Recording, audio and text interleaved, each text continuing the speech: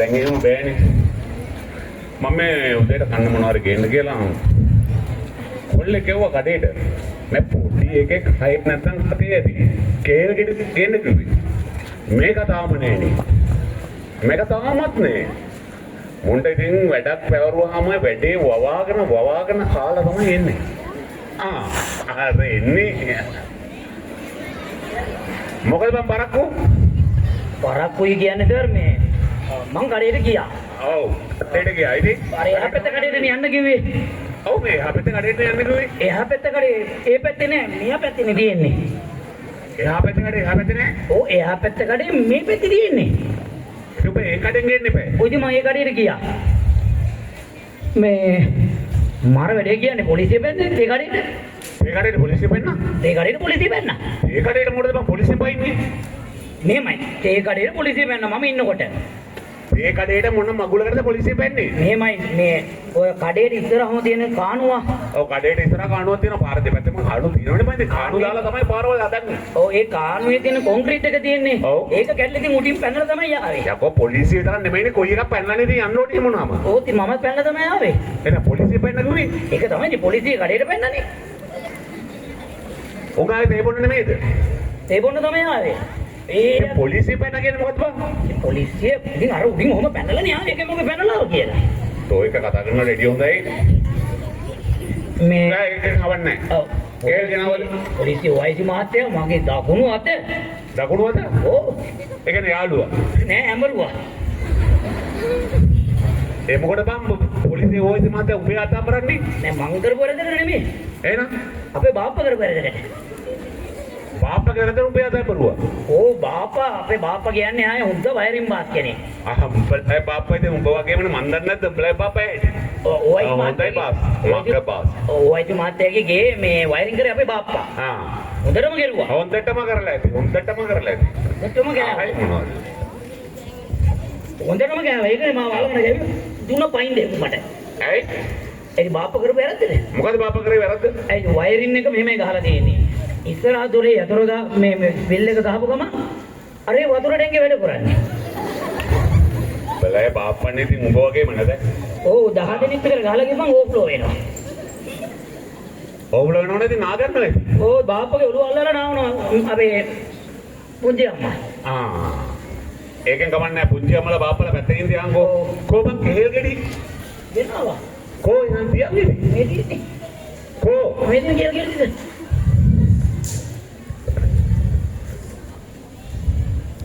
මේ මොකද්ද බං මේ? ඔය කෙහෙල් ගෙඩිය.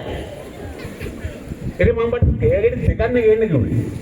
ඔය දින් දෙකක් තමයි එන්නේ කිව්වේ. ඉතින් දැන් මෙතන තියෙනවා එකක්. ඔව්.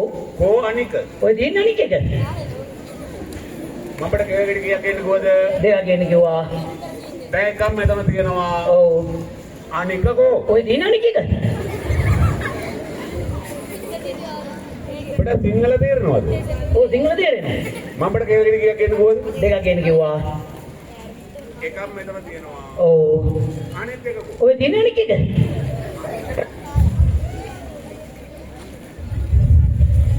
මේකයි මේ මම එකක් ඉතින් කාලා ඒකයි ඔය අනික එක ඉවේකනේ. කෑව උඹ එක. ඔව් කෑවා. මොකක්ද කියන්නේ දෙමුන් නැහැනේ පොඩි එකේ කෑවයි කිව්වම. හරි ඒක මොකෝ? මම බට කිව්වේ දැන් කන්න කෙහෙල් ගේන්න කියලානේ. මේක කෑව හැකේපා.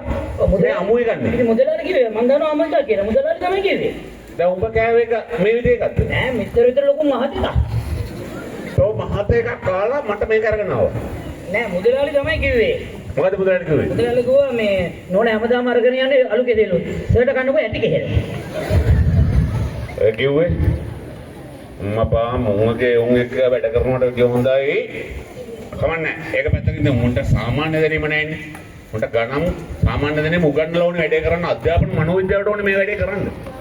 නැත්නම් හරියන්නේ නැහැ. හරි.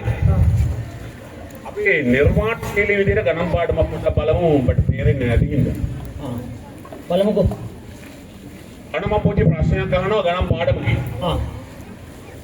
ඔන්න මංගාව ඉන්නවා හාව 5 දෙනෙක්.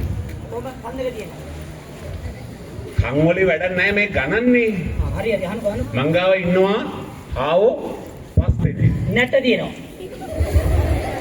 නැට්ටක් ගැන කතා කරනවා. ඒ නැත්ත දිනනවා. නැට්ට ගැනවත් කකුල් ගැනවත් කන් ගැනවත් වැඩක් නැහැ. ඉන්නේ හාවු. හරි ආහන ගන්න සුස්තර ආහන ගන්න. හාවු පස් දෙනෙක් ඉන්නවා. හරි පස් දෙනෙක් ඉන්නවා.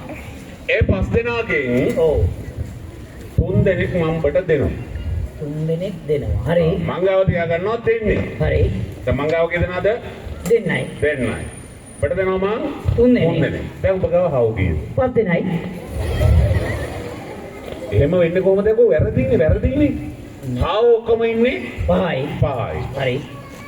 මංගාව දෙන්නේ තියා ගන්නවා. ඔව් දෙන්නේ තියාගන්න උතර ළඟ. ඔබට මන් දෙනවා 3 දෙනෙක්. ඔව්. දැන් ඔබ ගාව හාවු කීයද? 5 දෙනයි. කොහොමද යකෝ එහෙම වෙන්නේ? ඔක්කොම ඉන්නේ 5 දෙනයි. ඔව්. දෙන්නෙක් මංගාව ඉන්නවා. හරි. 3 දෙනෙක් ඔබට දෙනවා. ඔව්. ඉතින් ඔබ ගාව හාවු කීයද? 5 දෙනයි. කොහොමද යකෝ හාවු පහක් වෙන්නේ? පැටව ගන්නවද? නේද අපේ ගෙදර දෙන්නෙක් ඉන්නවනේ. ඔබ හාවු හදනවද? ඔව් ආවදන්. කලින් කියන්න එපා යකෝ. ඉතින් අහන්නේ බෑකෝ. කෙනෙක්ගෙන් අහවෝ නැහැ. ආන් එකම වැඩේ කරන්න බෑ. ආ. අපි ගමු බල්ලු. බල්ලෝ තවත් බල්ලෝ ඉන්නවද? මොකද පුදුවේ? නෑ නෑ. බල්ලෝ නෑ. බල්ලෝ අපේ ගෙදර තියෙනවනේ. බල්ලෝ ඉන්න අපේ ගෙදර ඕන තරම්. අපි පූසෝ ගමු. පූසු. ඔව්. පූසු එපා පූසු. පූසු හරියන්නේ. එන. පූසු හරියන්නේ. වවුලෝ. බවුලාරන් තමයි උඩට රැයට පේන්නේ නැහැ කියයි. අපි ගමු වෙනසතු. මොකද ගන්න? අපි ගමු ගිරව්. ගිරව් ගමු.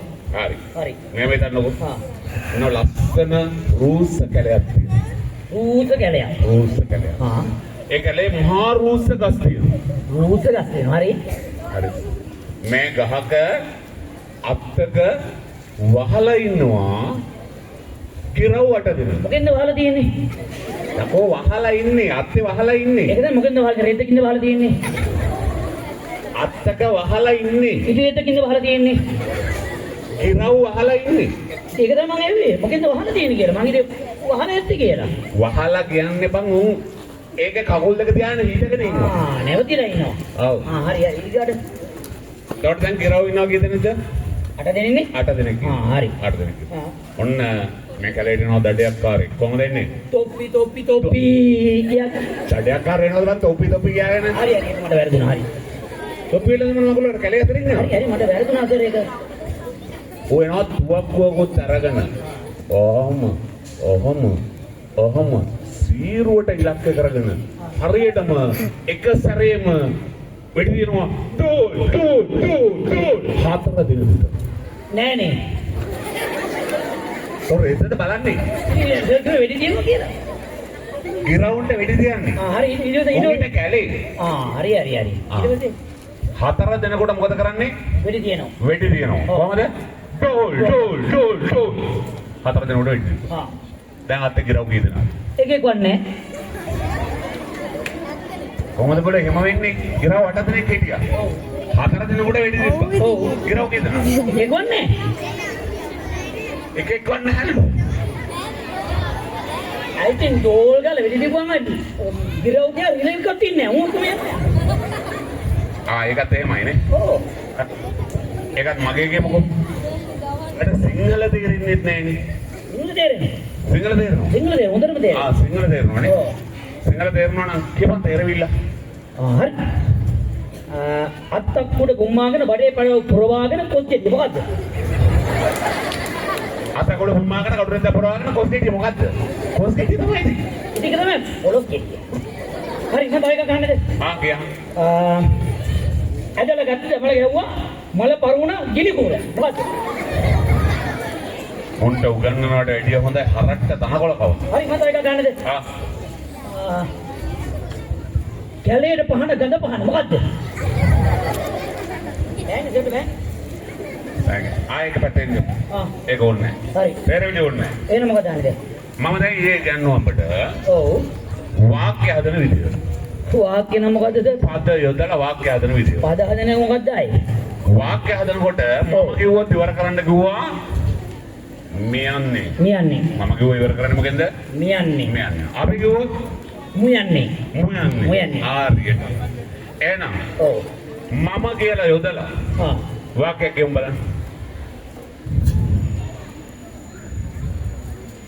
හරි. ආකේ මම කන්න කැමැතිම ආත්මි. ඔය කිව්වේ එයි. ආස්මි. ඔව්. ඒකට මියන්නේ ඉවරයි. ඉතින් මියන්නේ ඉවරුණානේ. යකෝ ක්‍රියාපදයක් වෙන්න ඕනේ. ක්‍රියාපදයක් වෙන්න ඕනේ. හරි. වෙන කතාවක් කියන්න දෙන්න. ආව වෙන කතාවක් කියන්න බෑ. මම කැමැතිම නාටාමි. ඔය කිව්වේ ක්‍රියාපදය නාට්‍යාමි. ක්‍රියාපදේ. මේ කියලා ඉවරුණානේ. ඔව් මේ කියලා ඉවරයි. ඔව්.